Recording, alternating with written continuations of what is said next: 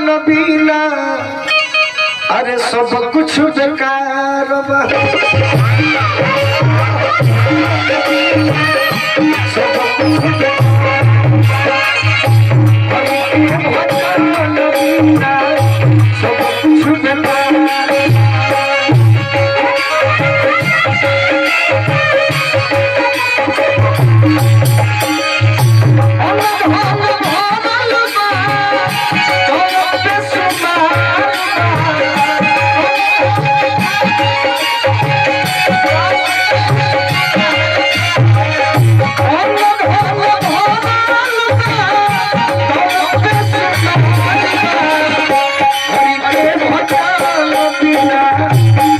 कुछ बेकार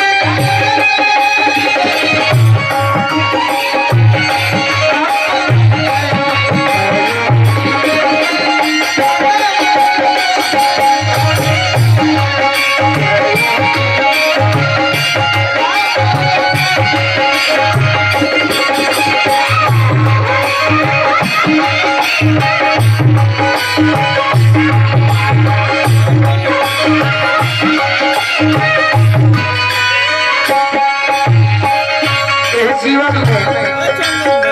बहुत ऐसा चीज बा जौन अधूरा बा जौन बेकार बा जैसे मंदिर बिना मूरत के सिंगार बिना सूरत के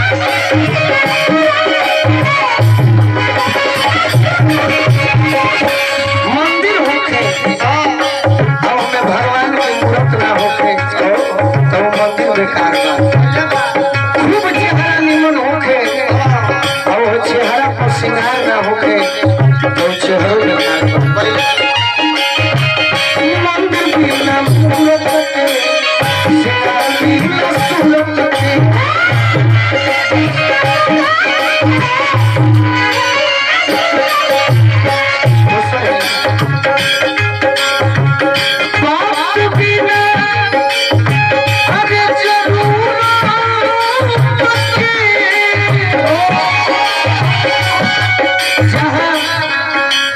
केहू के दी हो जाए और ये बातों बोले के चाहिए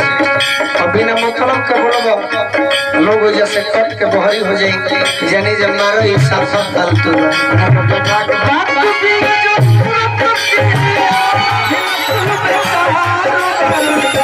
हरि के भजन बिना सब कुछ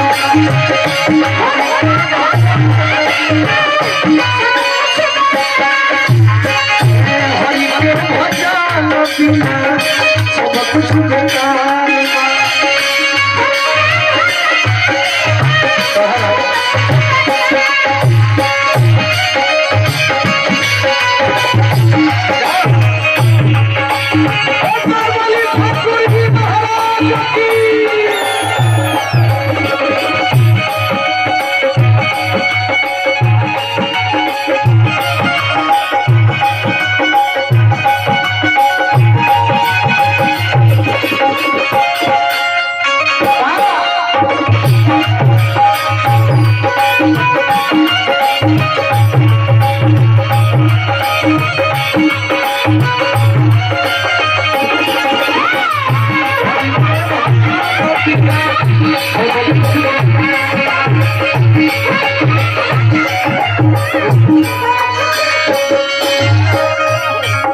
जब हमारा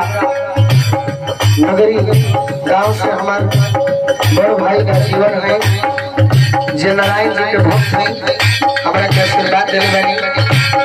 हम अपने भैया के बार बार प्रणाम करो। हमारे पिताजी श्री हरेंद्र ठाकुर जी सब कलाकार के आशीर्वाद देतो गाने लेतो गाने। हम अपने पिताजी के बार बार प्रणाम करो। देखिए ये हमारा बड़े भैया राकेश सिंह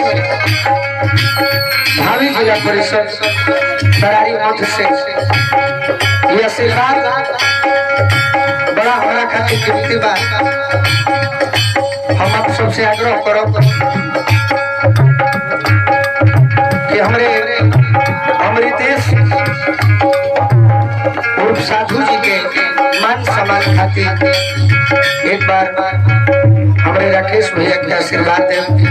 हम आग्रह सबसे करो तनी राकेश भैया के बार बार प्रणाम करो। हरि के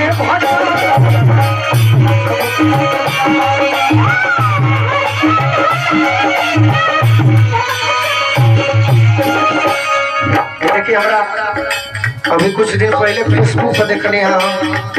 महिला प्रकोष्ठ के अध्यक्ष छोटे बाबा बोले हमारा अशोक बाबा सांस्कृतिक प्रकोष्ठ के प्रदेश अध्यक्ष जदयू से बने हैं। आशीर्वाद देवे के फेरा में बने तो देरी जानकारी बहुत बात हरि के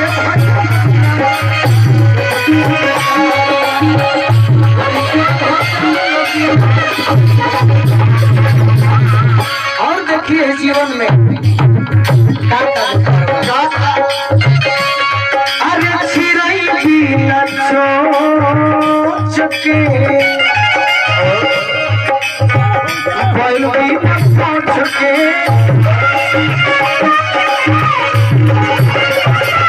जैसे चिड़ै भी नचो चके बेकार लागे बैल भी न पूछ के बेकार लगेले। असही नौजवान खास करके भीड़ में हुई है उनका बात नहीं मन लगे तो ताली बजी हलो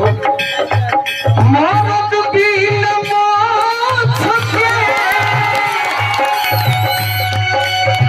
हालांकि बात तो हमारो खाती बात बाकी अभी हमारी उम्र ही क्या हुई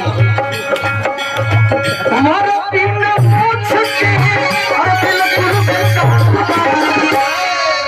अरे हरि के भजन बिना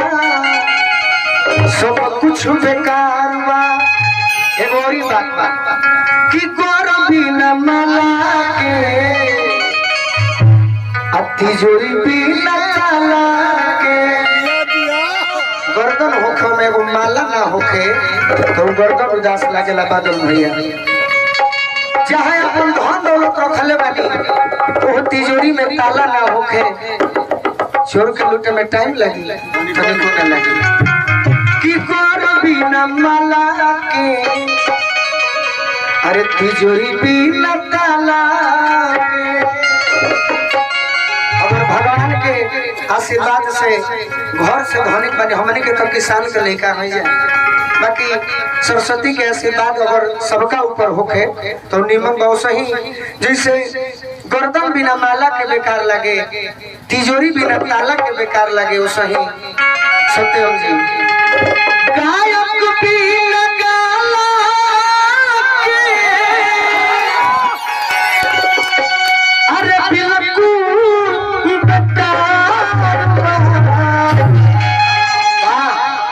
भोजपुरी में अगर हमारा टोली लागे आज हथोड़ ठीक नहीं खे आज बरियारी हंसत तनी काहे खाती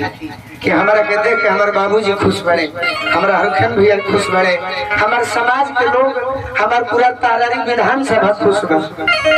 बाकी भोजपुरी में शरीर में हाथ ना रहे कोनो बात नहीं खे शरीर में रीढ़ ना रहे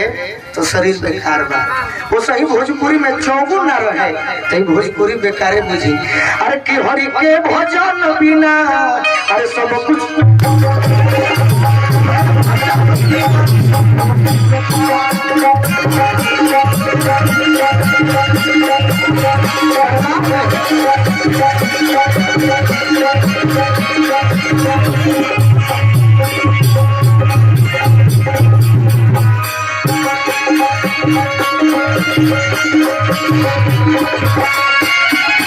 देखिए 500 रुपये हमारा खास करके हमारा दुलरुआ सार है अशोक तिवारी जी मुझे नहीं चाचा जानता नहीं पाहुन कब लगला 12 बजे तक पहले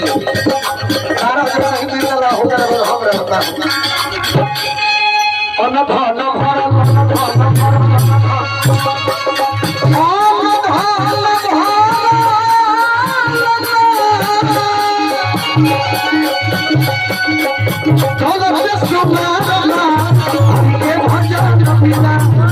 कुछ